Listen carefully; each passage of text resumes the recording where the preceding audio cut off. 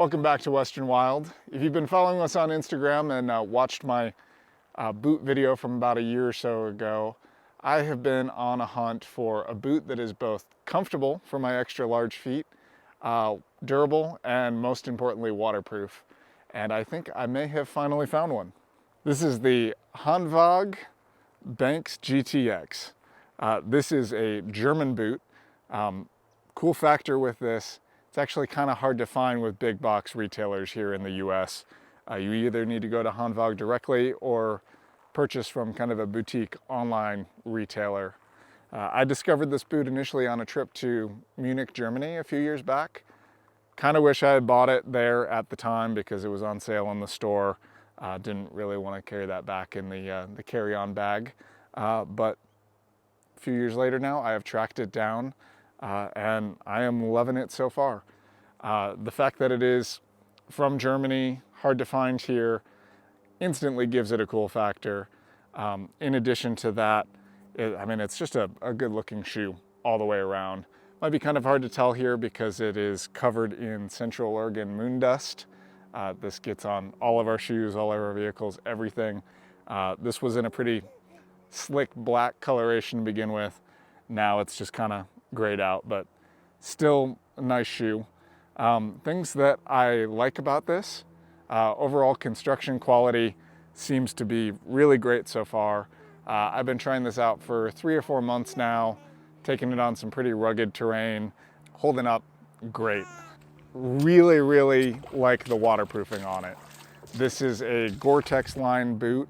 I believe there's also some sort of a coating on the leather as well that helps with the waterproofing.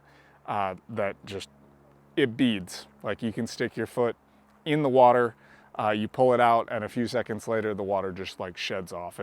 It's amazing. I've experimented around with non-Gore-Tex waterproof boots in the last few years and found that they just don't cut it. You save some money, but in the long run, it's just not as good of a shoe. With this, so far, I think it's made a great, like ideally shoulder season shoe.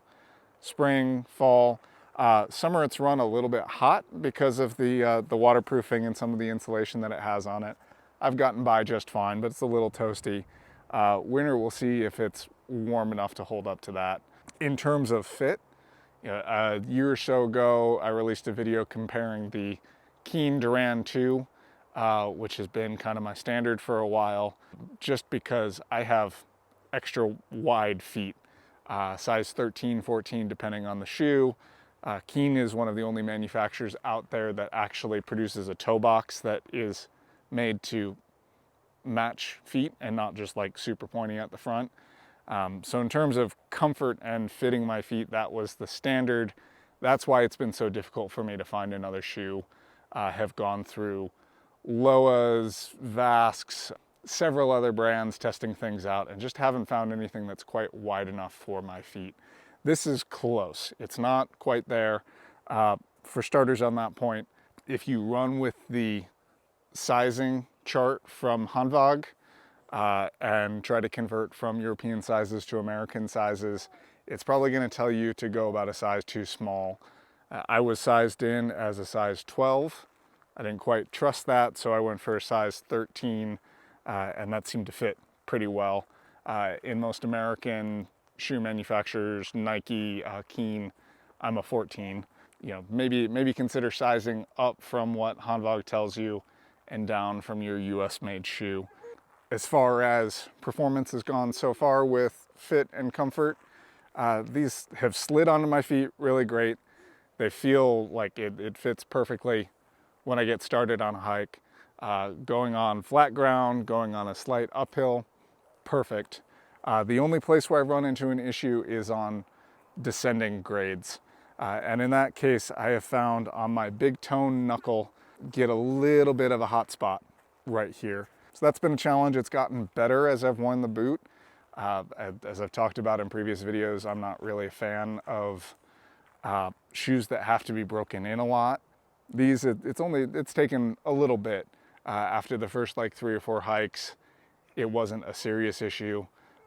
Initially, yeah, my toe knuckle was a little bit raw after wearing these and going down a steep descent. So if you have wide feet, that's something to consider. I think this should still be a shoe on your list. It's kind of a middle ground between the extra wide Keens and a lot of the more stylized narrow toe box shoes. In terms of overall durability, they've done great so far. Like I've said, it's only been a couple months here. We'll have to see. We'll check back in a while, let you know how that goes. The tread pattern, performance on slick rock, in mud, dirt, wet conditions has all been pretty great so far.